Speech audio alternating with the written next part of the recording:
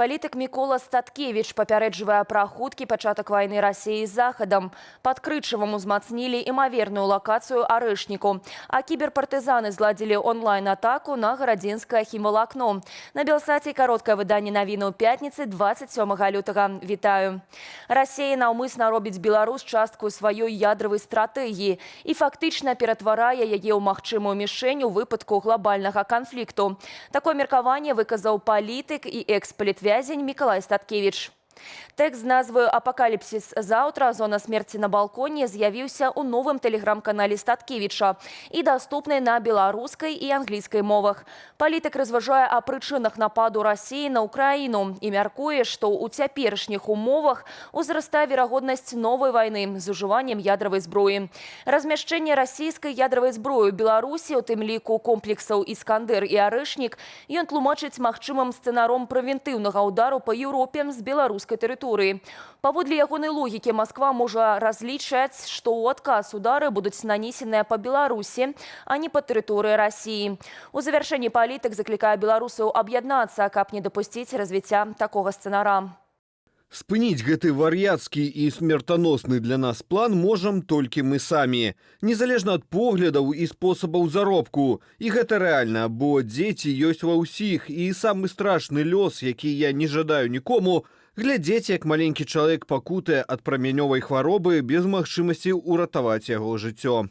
Магчыма, я пакінуты жывым і на волі толькі таму, каб папярэдзіць вас.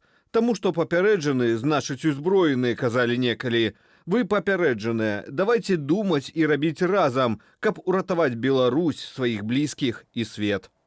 Базу каля Крычава, дзе імаверна захоўваюць арэшнік, пачалі ўзмацняць. Вакол былога аэрадрому з'явілася новая вайсковая тэхніка. Паводле спадарожнікавых здымкаў Planet Labs у радыусе 5 кіламетраў абсталявалі як мінімум 6 пазіцыяў з комплексамі супрацьпаветранай абароны і радыёэлектроннай барацьбы.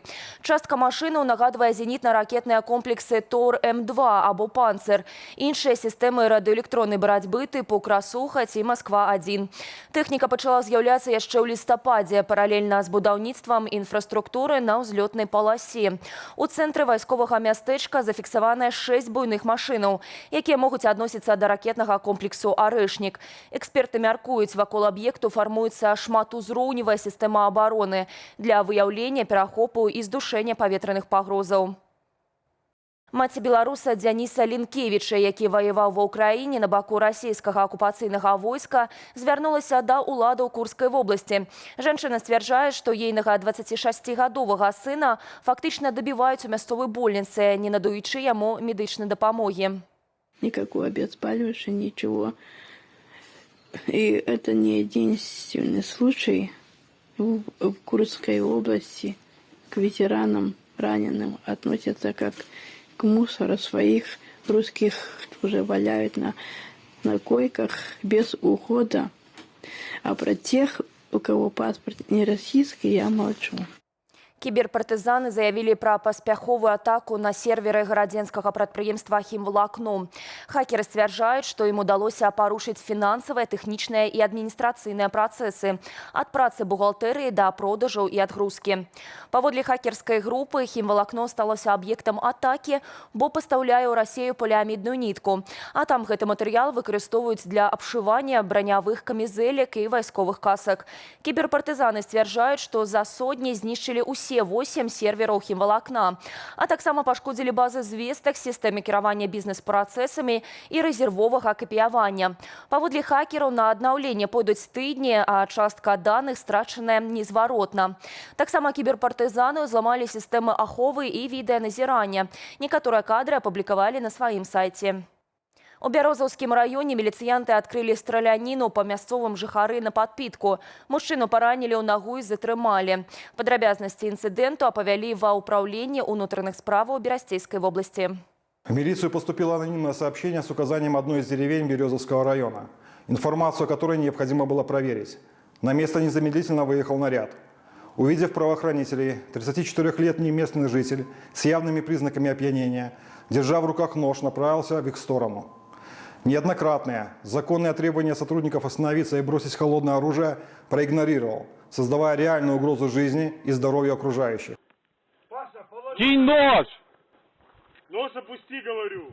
Нецвярозаму нападніку на месцы надалі неабходную першую дапамогу. Пра матывы такіх паводзінаў мужчыны міліцыянты не паведамляюць.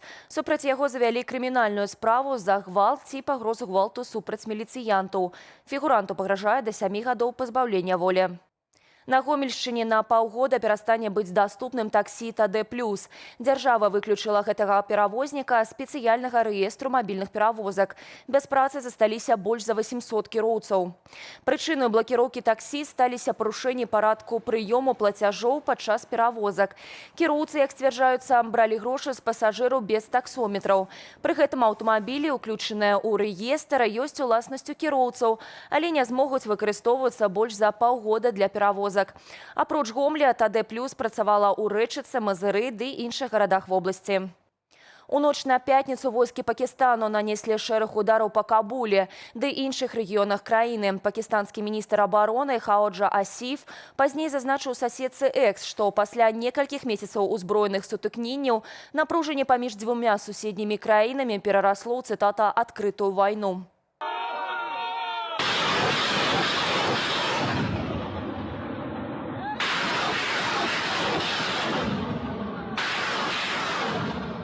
Дакладнай інфармацыі пра пацярпелых з абодвух бакоў пакуль няма.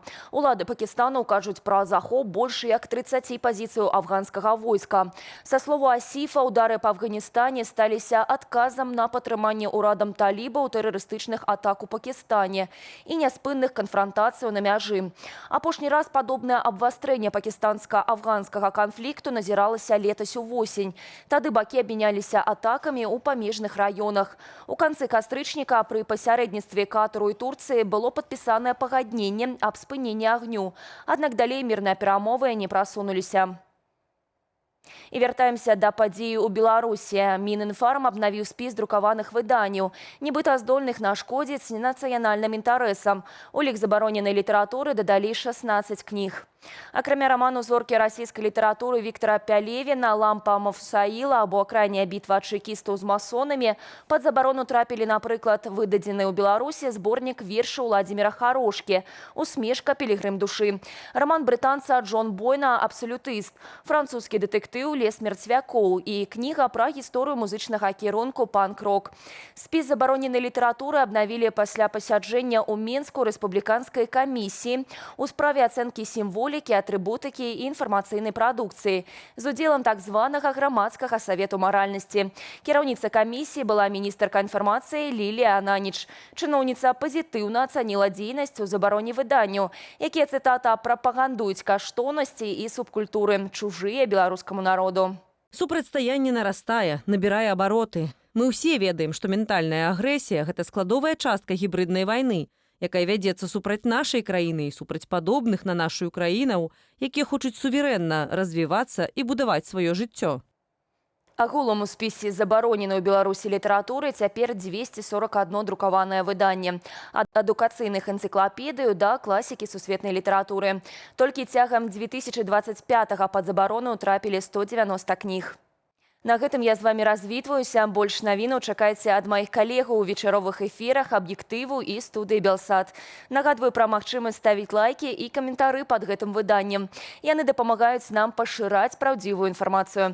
Аднак дбайце пра ўласную бяспеку. Беражыце сябе і заставайцеся з Белсатам.